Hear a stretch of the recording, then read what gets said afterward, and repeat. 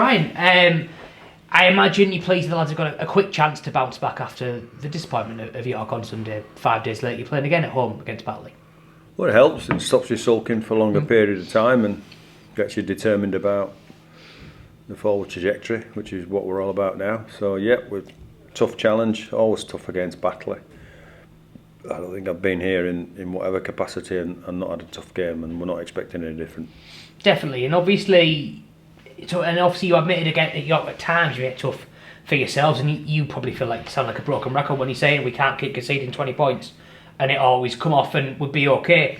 Is it frustrating that kind of hasn't been resolved, or is it a case of that's something that you have to just develop throughout the season and constantly try and work on getting your defence a bit more tight and avoiding situations like that, for example, that winning try for York on Sunday?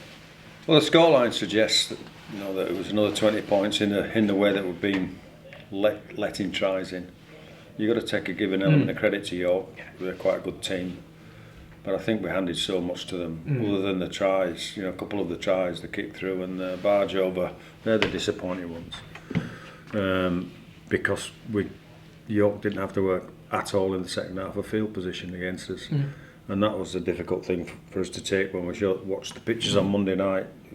That's the element of self-harm that was referred to in the post-match conference. We've got to be better in that respect, and I think the players understand that. It's important that they do, because it's particularly in the big games, and I include this on Friday night as a big game as well.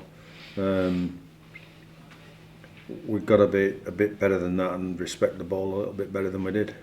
I suppose another thing that's straight for you all, this cannot be helped, is the fact that whenever you seem to be getting players back from injury, others go out injured. Obviously, seeing Bailey and Kieran are back, good, but Nathan and Mitch are out. I imagine Nathan's isn't quite as bad as Mitch. I know you were pretty down on Mitch's potential injury on Sunday. Yeah, Mitch, we're still taking assessment, but he's certainly going to be a minimum of 3 or 4 weeks, minimum. And other bumps and bruises, Nathan Mason picked one up in training and he's not going to be right, as you pointed out. Bailey Lou's back in training, which is good. Kieran Gill is hopefully available for selection this week, if not this week, next week.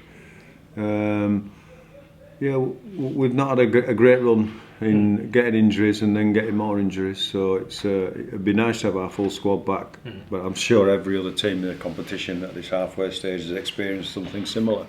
So we've got to live with that. We have to say that at halfway, Moss has been a couple of disappointing losses in the manner we lost, last minute. Barrow was. This one at the weekend was avoidable in many respects, which makes it more frustrating.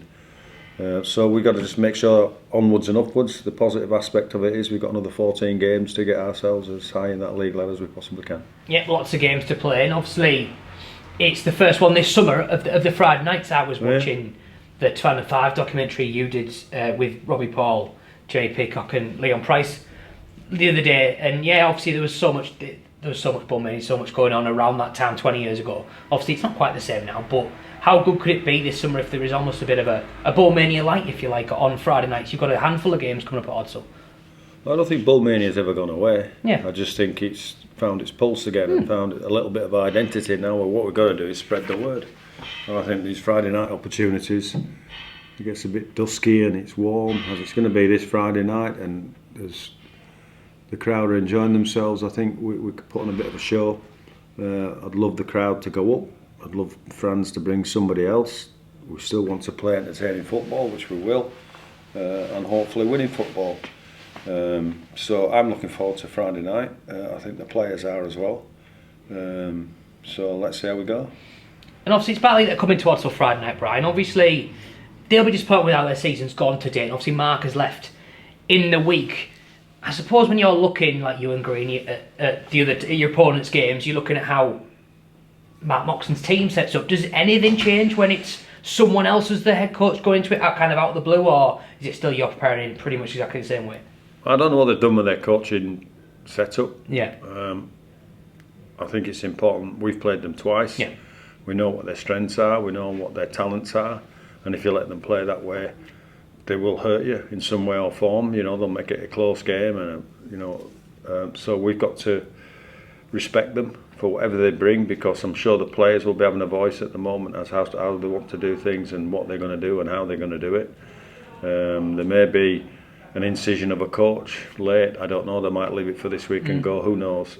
They're the decisions that are not in our hands. Our hands are in putting right what we did last week and making sure we're a whole lot better than we were last week, because we truly did gift York the game in the second half.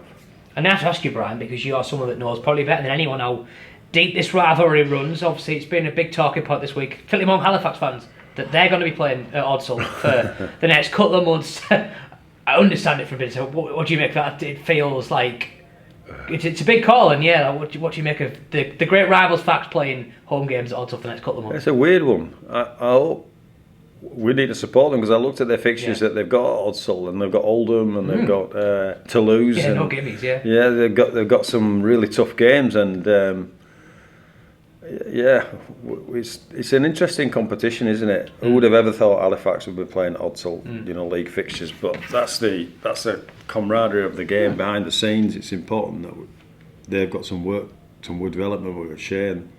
I'm sure they asked the question, and if they can be accommodated without damaging our field too much, then I'm all for it. And there should be some good entertainment for people that want to go watch.